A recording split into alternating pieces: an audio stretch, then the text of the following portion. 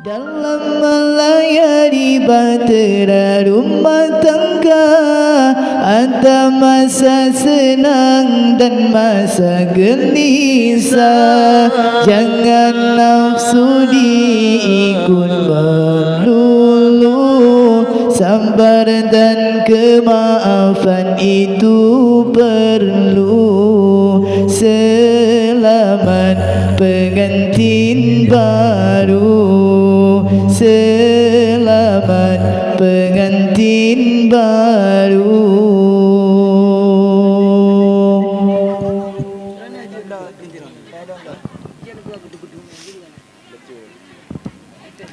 Bila dua hati dah terjalin,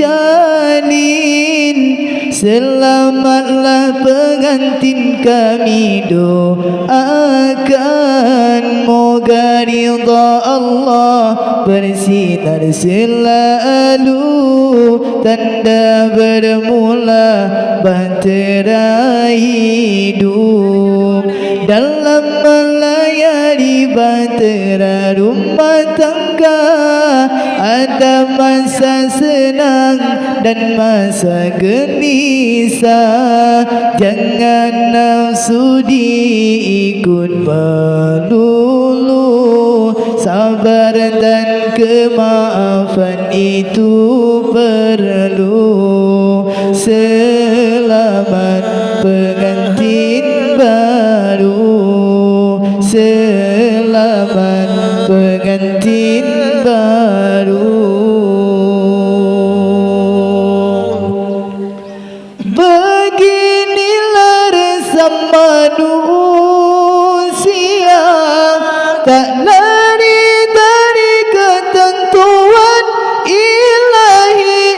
Suami ketua, istri pembantu, melangkah hidup saling berpadu. Susah dan senang hadapi bersama, moga kekal ke anak cucu. Selamat pengantin baru, selamat pengantin baru. Bila dua hati dah terjalin, selamatlah pengantin kami doakan. Moga ridha Allah bersinar selalu, tanda bermula bahtera hidup. Dalam melayani bahtera rumah tangga, ada masa senang dan masa gelisah. Jangan nafsu diikut melulu, sabar dan kemaafan itu perlu.